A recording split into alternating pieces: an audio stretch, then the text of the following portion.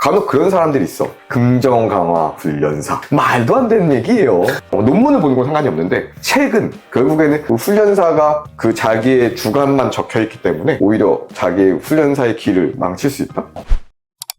안녕하세요. 더클래스 대표 트레이너 구종환입니다. 더클래스 훈련 부팀장 오세훈입니다. 더클래스 매니저 김도영입니다.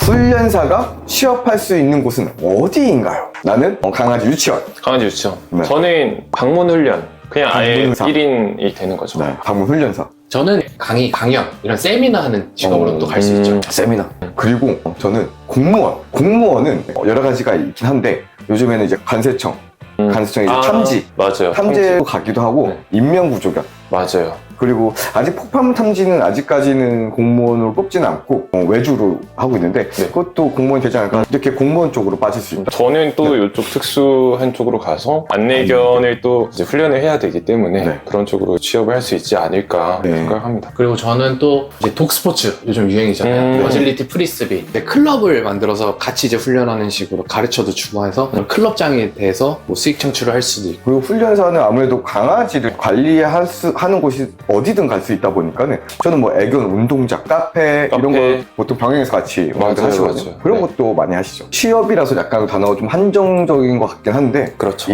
결국에는 이 훈련으로 해서 돈을 버는 행위라고 하면은 사실 세계대회를 목표로 해가지고 훈련의 실력을 증진시켜서 세계대회를 나가.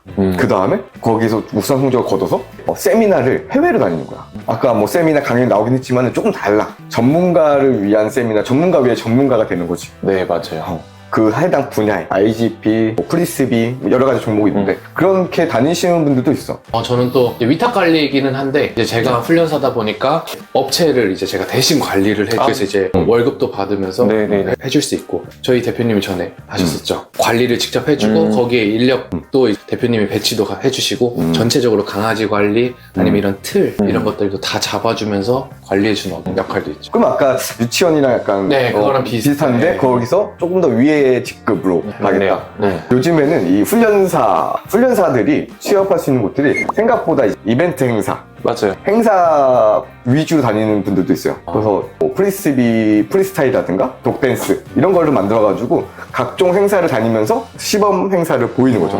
그것도 생각보다 수입이 괜찮다? 이런 분야도 있고 그리고 훈련사들 점차 이 강아지 용품 관련해서도 굉장히 많이 새로운 제품들이 많이 생기고 있는데 거기에서도 훈련사 취업을 시키는 경우도 있어요. 맞아요. 그리고 강아지 유튜버도 있을 테고 굉장히 다양합니다. 그래서 취업처가 생각보다 많다. 우리가 말 못한 것도 아마 더 있을 거예요. 맞아요.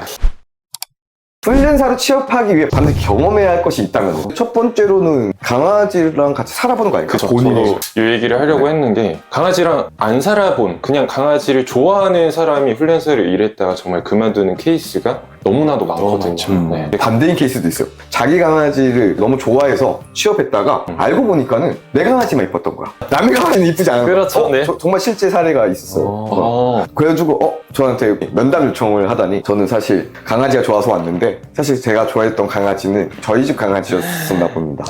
다른 강아지를 봤을 때 처음에는 정말 이쁘고 반겼지만은 점점 볼수록 이게 일로 바뀌고 생각보다 행복하지 않습니다. 맞아요. 이런 답변을 받고 퇴사한 직원이 있었어요. 저는 약간 반대. 어떤 거죠? 제 강아지한테는 엄청 엄격하고 딱 잡아야 되고 그러다 보니까 조금 스트레스도 받기도 하고 신경을 써야 되니까 근데 저희 보호자님들 강아지 제 강아지 말고 너무 다 귀엽고 너무 이쁜 거예요. 뭘 해도 이쁘기도 하고 약간 그런 것도 있는데 제 강아지는 좀 약간 훈련사 직업병이죠. 저는 사실은 모든 강아지가 착하지 않다. 모든 강아지가 온순하지만은 않다. 모든 강아지가 행복한 경험을 한 건 아니다라는 걸 좀 알기 위해서 유기견 보호센터 이런 데 봉사를 해보면서 좀 다양한 안 좋은 경험도 해보고 좀 안 좋은 환경에서 지내본 강아지들을 만나본 경험을 통해서 이런 강아지가 앞으로도 나랑 같이 만날 수도 있구나 이런 경험을 해보는 것도 나쁘진 않을 것 같아요.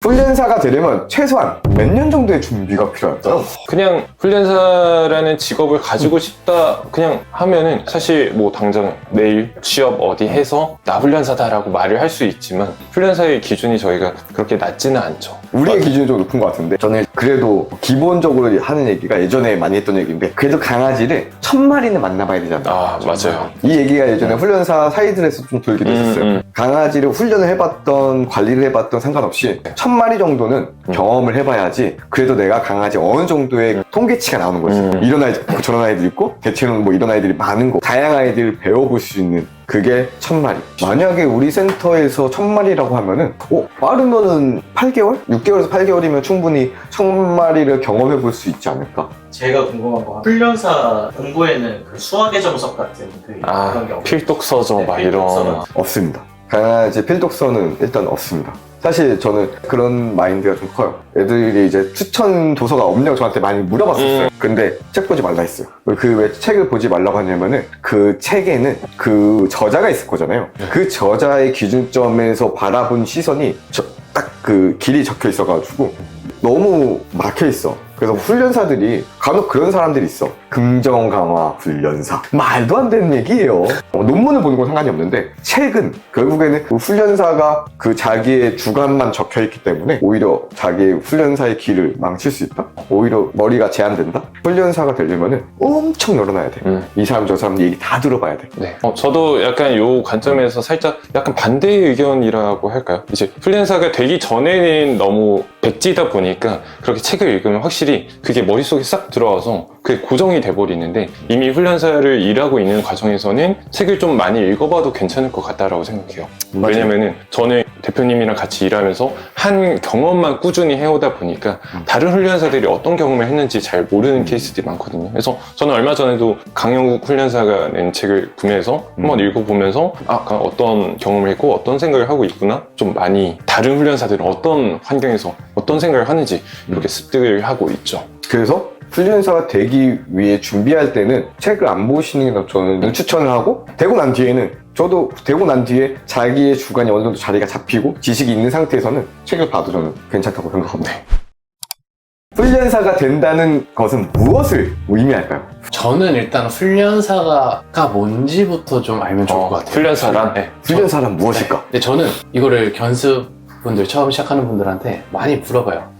그러면 대부분 훈련 잘하는 사람이요 라는 말이 굉장히 많이 해요. 그러면 저는 뭐라 하냐면, 훈련을 잘하는 게, 그걸 알 수 있는 게 한국애견협회나 연맹의 대회들이잖아요, 복종훈련. 그러면은 그런 대회에서도 1등하는 일반인 분들도 계시다. 그런 사람들은 훈련사냐고 물어봐요. 거기서 아니네요 이렇게 많이 대답을 하더라고요. 네. 그러면서 그러면 훈련사가 뭔 것 같으세요? 라고 물어보면 잘 대답을 못 하시는 분들이 있어요. 그래서 저도 이걸 엄청 많이 생각을 해봤거든요. 근데 제가 생각하는 훈련사는, 물론 훈련을 잘하는 것도 맞고 뭐 당연히 일반인들보다도 지식이나 이런 게 많은 게 맞는데, 아까 말한 것처럼 일반인과 훈련사의 차이는 뭐냐면, 저는 한 마리의 강아지, 자기의 강아지만 훈련을 잘하는 게 아니고 다양한 견종, 다양한 성향의 강아지를 모두 다 할 수 있는 사람이 훈련사라고 생각을 해요. 요거 좀 공감하는 게 그런 부분들이 있어요. 진돗개 훈련사, 세퍼트 훈련사, 맹견 훈련사, 말티푸 훈련사, 이런 사람들이 있어요. 이런 것들을 내세워서 이제 어필을 하는 분들 굉장히 많은데 이상한 것 같아요. 제가 생각하는 훈련사는 개를 이제 훈련시키는 사람이에요. 그 개를 훈련시키는 사람으로 시작이 되었는데, 지금은 좀 달라. 지금은 개와 그의 보호자까지 같이 교육을 할 수 있어야 돼. 예전에는 정말 그 훈련사라는 직업을 하기 위해서 사람을 좋아하지 않아. 사람을 좋아하지 않아. 나는 이 산속에 들어가서 개 훈련만, 개만 좋아. 이런 분들이 굉장히 많이 왔는데, 요즘에는 그런 분들 오시면 큰일 납니다. 왜? 사람 상대 훨씬 많거든. 맞아요. 사람 상대하는 게 더 중요하고. 그래서 제가 생각하는 훈련사는 아까 얘기했던 건 당연히 모든 개를 다 교육할 수 있어야 되고, 전 모든 스포츠도 할 수 있어야 되고, 기본적으로 다 할 수 있어야 된다고 생각합니다. 근데 가장 중요한 것은 이 보호자와 강아지를 둘 다 의사소통을 통해 교육을 해서 언어도 알아듣고, 이 보호자가 원하는 것도 알아듣고, 그 중간에서 잘 조율해주는 사람이 훈련사가 되었다라고 하지 않을까라고 생각합니다. 네, 두 분이 이렇게 말씀하셨으니까 저는 좀 감성적으로 접근해서, 결국에는 말씀하셨던 것처럼 강아지와 사람의 연결해주는 그런 다리다 라고 할 수 있을 것 같아요. 훈련사란 사람과 강아지를 연결해주는 다리다. 결국에는 강아지는 말을 못하잖아요. 몸으로, 그리고 뭔가 행동으로 표현을 하고 있는데, 그 행동을 관찰하고 이해해서 그 보호자에게, 사람한테 그 의미를 해석해서 전달하는 것이 그게 훈련사라고 생각합니다. 그래서 저도 그 아이거든요. 그래서 사람을 싫어하진 않지만 사람과 소통하는 게 좀 어려워해서 훈련사 일을 좀 시작을 했었는데, 일을 하다 보니까 사람이랑 소통해야 되는 일들이 너무 많아지고, 그래서 사람이랑 소통하는 방법을 배움과 동시에 강아지의 그 의미를 담아서 대신 전달해 주는 다리가 되고 있죠. 그래서 이 훈련사가 된다는 것은 사실 각자의 의견이 좀 다 다르지만은 모든 아이들을 교육할 수 있고, 네. 그리고 요즘에는 이제 보호자와의 문제점, 트러블이 많다 보니까 보호자와 강아지 반려견을 이어주고 그 중간에 의사소통을 도와주는 이런 사람이 되는 것을 훈련사가 되었다라고 한다. 이 정도로 마무리. 좋습니다. 좋습니다. Yeah, yeah. 우리는 훈련사. 하. 우리는 훈련사. 하. 훈련사. 훈련사. 우리는 훈련사. 우리는 훈련사. 하. 고객연사. 연사. 훈련사.